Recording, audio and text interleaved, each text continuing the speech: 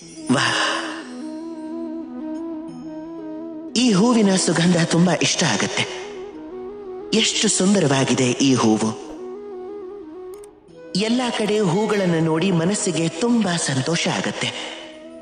ಈಗ ಯೋಚನೆ ಮಾಡಿ, ನನ್ನ ಸುತ್ತ ಹೂವಿಲ್ಲ, ಬೆಂಕಿ ಇದೆ ಅಂತ. ಆಗ ಏನಾಗತ್ತೆ? ನನ್ನ ದೇಹ ಸುಟ್ಟು ಹೋಗೋದಿಲ್ವಾ? ಖಂಡಿತವಾಗ್ಲೂ ಸುಡತ್ತೆ. ನನ್ನ ದೇಹ ಬೆಂಕಿಯ ತಾಪವನ್ನ ತಡೆಯೋಕ್ಕಾಗಲ್ವಾ? ಖಂಡಿತವಾಗ್ಲೂ ತಡಿಬೇಕು. ಇದೇ ಪ್ರಕೃತಿಯ ನಿಯಮ. ಈಗ ಈ ನಿಯಮ ನಮ್ಗೆಲ್ರಿಗೂ ಗೊತ್ತಿದೆ.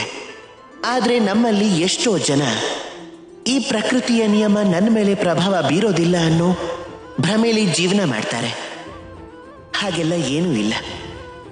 ನಮ್ಮ ನಾಲ್ಕು ಕಡೆ ಇರೋ ಈ ಪ್ರಕೃತಿ, ಇದಕ್ಕೆ ನಾವು ಎಷ್ಟು ಹಾನಿ ಮಾಡ್ತೀವಿ ಅಂತ ಯೋಚನೆ ಮಾಡಿ.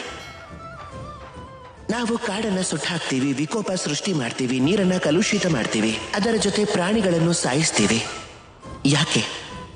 ನಾವು ಈ ಪ್ರಕೃತಿಯ ಒಂದು ಭಾಗ ಅಂತ ಗೊತ್ತಿದ್ರೂ ಕೂಡ ನಾವು ಈ ಪ್ರಕೃತಿಯನ್ನೇ ಹಾಳು ಮಾಡೋ ಪ್ರಯತ್ನ ಮಾಡ್ತಾನೆ ಇರ್ತೀವಿ. ಈಗ ನೋಡಿ, ಶರೀರದ ಯಾವುದೋ ಒಂದು ಭಾಗವನ್ನ ಸುಟ್ಟು ಹಾಕಿದ್ರೆ ಆಗ ನಿಧಾನವಾಗಿ ಪೂರ್ತಿ ಶರೀರ ಸುಟ್ಟು ಹೋಗತ್ತೆ. ಅದೇ ರೀತಿ ಒಂದ್ ವೇಳೆ ಪ್ರಕೃತಿ ನಾಶ ಆಗಿ ಹೋದ್ರೆ ಆಗ ಮನುಷ್ಯ ಜಾತಿನೂ ಕೂಡ ನಾಶ ಆಗಿ ಹೋಗತ್ತೆ. ಅದಕ್ಕೆ ನೀವು ನೋಡ್ತಾ ಇರೋ ಈ ಪ್ರಕೃತಿ, ಈ ಹೂವು, ಈ ಮರ, ಗಾಳಿ, ನೀರು, ಇವನ್ನೆಲ್ಲ ರಕ್ಷಣೆ ಮಾಡಿ, ಹಾಳು ಮಾಡಬೇಡಿ. ನೆನಪಿಟ್ಕೊಂಡಿರಿ, ಪ್ರಕೃತಿ ಇದ್ರೆ ಮನುಷ್ಯ ಇರ್ತಾನೆ, ಪ್ರಕೃತಿ ಇದ್ರೆ ಜೀವನ ಇರುತ್ತೆ. ಬನ್ನಿ ನನ್ನ ಜೊತೆ ಪ್ರೀತಿಯಿಂದ ಹೇಳಿ, ರಾಧೆ ರಾಧೆ.